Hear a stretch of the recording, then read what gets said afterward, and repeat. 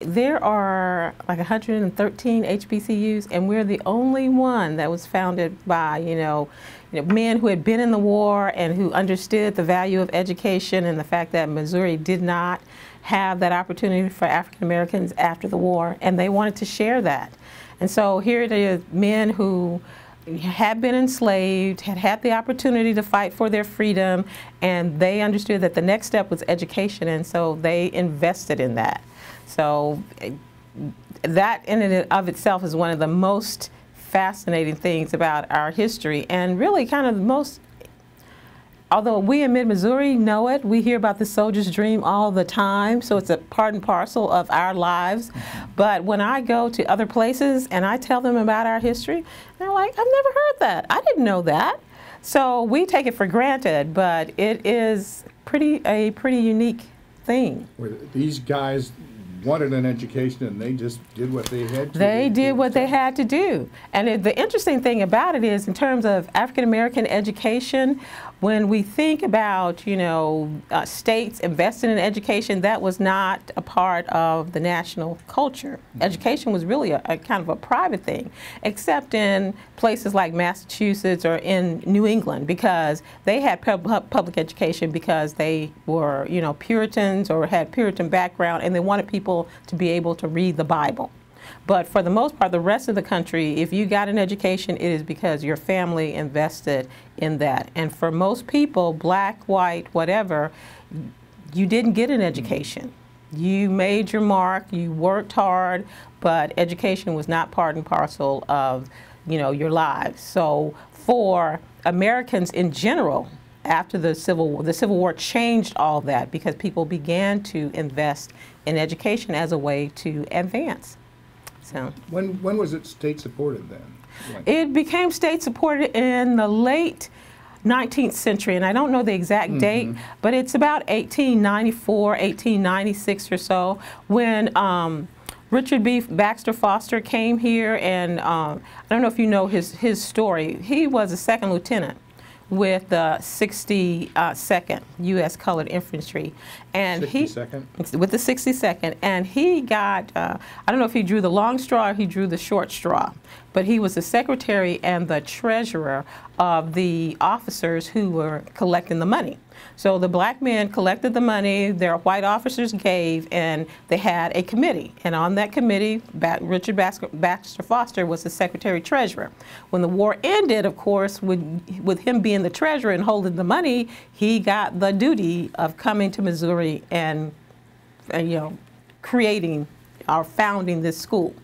So he took on a huge responsibility, because think about this, you've joined the war, you've been in the war a number of years, you've left your family behind, your wife and children, and you're not going, because he came from Iowa. He wasn't originally from Iowa, but he joined the war, came from Iowa. So rather than go back to Iowa to your family, you write your family and tell them you're going to Missouri to found this school, and then y'all come. Okay, that's a lot to ask for a wife who's been without her husband for a number of years. And luckily for her, he didn't die in the war, but your life is changing too. But their lives change because of the fact that African Americans and whites who believed that the nation could be greater, looked for a brave new world, and they were willing to invest in that brave new world. And for him, that was a small sacrifice to make. And he made that sacrifice for 10 years. Wow. To try to get the school up and running. The story is he came to St. Louis because, there's where the most black people are, and that's the best place for the school. He found out that, as across the nation, church denominations were investing in black education. So you have a number of black schools that were founded by church denominations. That was not unusual. So he came, and he was a Methodist. He went to the Methodists and found out they were very interested in taking his almost $6,000, but they really weren't so interested in black education. So he ended up in Jefferson City. And Jefferson City, interestingly enough, had thought, well, the war is going to come to an end. So the city fathers decided, well, black people are going to need to go to school. So do they go to school with, in the school system that we have, or do we create a different school system? I mean, the world was open to them. The possibilities were open to them. They couldn't decide on what to do, as is human. And so they kind of stalled. And then this guy shows up asking, again, his church's denomination, the Methodists, and the Methodists were fine. You know, he was going to lead this, but his students were going to be black. So I don't know if we can help you on that. And he went to the black Methodists, and they were fine, except the principal was going to be white.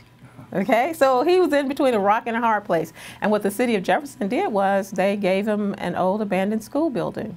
And on September 17th of 1866, he opened Lincoln Institute with 2 students.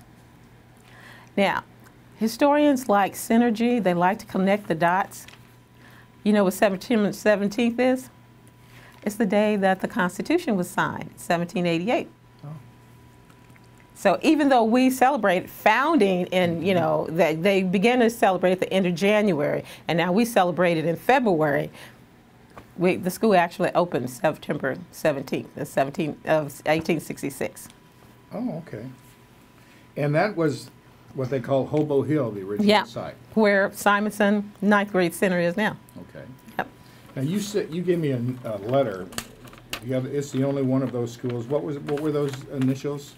HBCU, which HBCU. and that is really a 20th century term, kind of a late 60s, early 1970s term for historically black colleges and universities. Okay.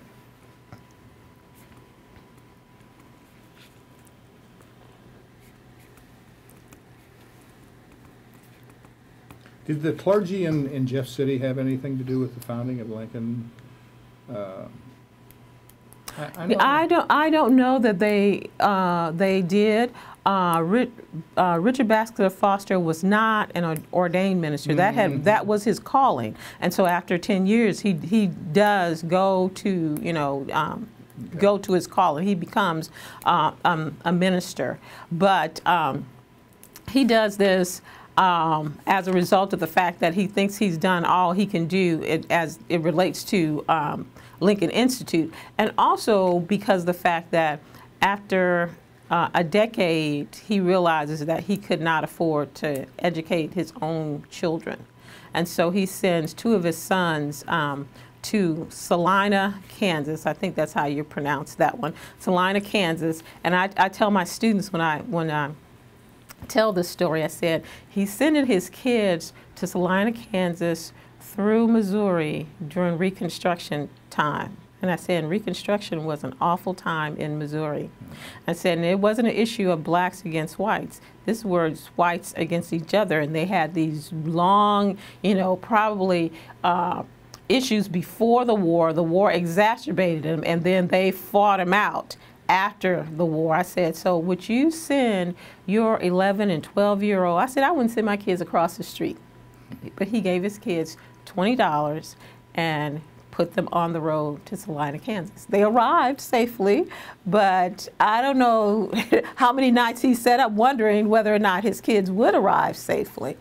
And why did he send them to Kansas? Because he had a friend who had a school in Salina, and he was sending his boys to school.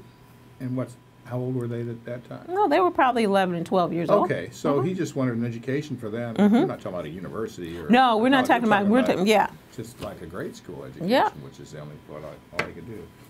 Is there a picture of him on campus? Yeah, there is a picture of him on campus, and as a matter of fact, if you go in the library where they house the portraits of the presidents, he's going to be the first one. Oh, okay. Was he the first president? He was, they call them principals. Okay, so he's going to be a principal. We're going to have principals until probably, I don't think they started calling them presidents until maybe Young or something. Okay. Yeah. Okay. It's early 20th century, and it may be before we get North Central accreditation, but they're called principals. Even Booker T. Washington was called a principal of Tuskegee Institute and not a president. So. Is Foster one of the statues out here, or is there one? Are they specifically about those? No, it's representative. There's no specific. Okay. No. He could be, in a way. Yes. Okay. He could be the one that's holding the book. Okay. I think that's it. I'm sure I'll have some questions. I'll try to call you. Okay. That's wonderful. You know, on the Secretary of State's website, they have this really interesting thing called, is it Digital Missouri or something like that? But they did a history of Lincoln University, and they did it kind of PBS style because for some reason they had an intern who used to work for PBS, and so that thing about asking questions and then putting in the documents and then asking the historian, they did that. So it is on. It's online. That's tremendous. It's about maybe 7-10 minutes long. Okay.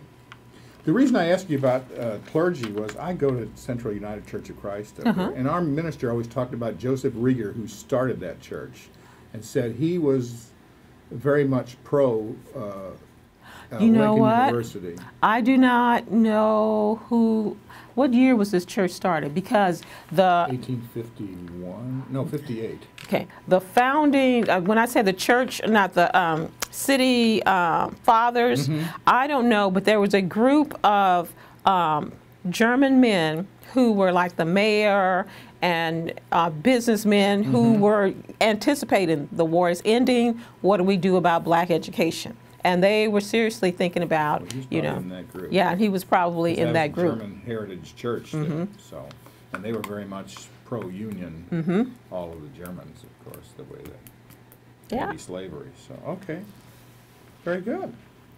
Anything else you want to get on for sure? That I can't think of anything else. But Lincoln has kind of mirrored the black struggle all through the years, really. You know something? Not only mirrored, but in a way kind of, I don't want to say been a drum major, but where we're uniquely situated in Jefferson City, we've kind of led change, even when we didn't think we were leading change, because most people who are Tommy's age remember the fact that when the Brown v. Board decision came down, just really quietly came down in May. In August, Lincoln University admitted its first white students and never looked back. But I come from Mississippi. There's probably about 4 or 5 HBCUs in Mississippi, and it is really a struggle to get, you know, white students to think about, well, I want to go to Alcorn, or I want to go to, well, Jackson State is different because Jackson State is situated like Lincoln in the state capital, so that's really access. But you know, places where you put universities, where, especially down south, you know, they used to say 1,700 acres, beautiful acres in Claiborne County. Well, you really have to go to those 1,700 beautiful acres. You purposely have to go there because otherwise, you're just not going to drive by, okay? So, but so with, you know, where we are located in the state and, you know, to just seamlessly, without, you know, any uproar, just go, well, this is now the law of the land, we'll follow the law of the land.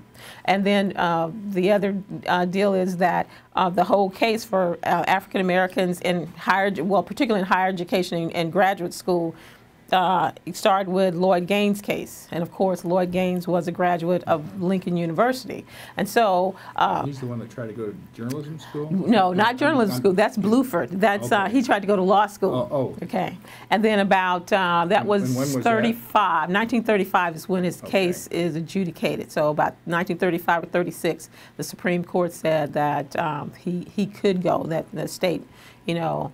What the state had traditionally done was pay for your education at some other place out of state. And then Buford comes along in 42 and tries to go to the journalism school. Now hers is a little bit different because she was a graduate of the University of Kansas. What was her first name? Lucille Bluford. Okay. She was the probably chief writer and then editor, and maybe she was even publisher of the St. Louis Call by the time she died.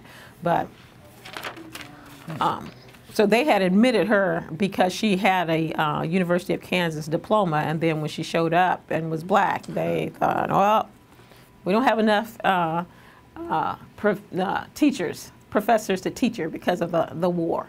And so, and as a result of that, Lincoln University got a journalism school. And got a substantial amount of money for that journalism school. So. But Lloyd Gaines had a case with the U.S. Supreme Court then? It started in Boone County. Okay. He applied to the University of Missouri, and it became an NAACP test case. And it is Gaines v. Canada is the case. Who's Canada? That was the registrar. Oh, was it spelled like? Canada. Okay. Mm-hmm. But he already had graduated from Lincoln? He'd already graduated from Lincoln. Okay. So he had a degree, and I don't know what the degree was in. And then he wanted to go to law school. Mm-hmm. And the state would have paid for him to go to law school. And I think they said he had, for some reason, University of Michigan comes to mind. But the state was only paying tuition. So that meant, travel, room and board, all those other things the student had to take care of. And he just couldn't afford that. He could afford to, in his own state, go to University of Missouri. But the state law didn't permit that. Did he graduate from MU then? No. He didn't go to MU. That is a big mystery of history, because the Supreme Court, the federal Supreme Court rules that the University of Missouri has to admit him. And he never enrolls because he disappears. Oh. Okay. So did he die? Was he killed? What happened? So some people believe for a long time that he disappeared as a result of foul means, but more recently people are beginning to speculate that he probably didn't disappear from foul means because his family didn't appear to be upset. Oh. So but that's just speculation. He didn't want to be in the limelight anymore, maybe. Or there's too much of a burden on him, or whatever. I don't know.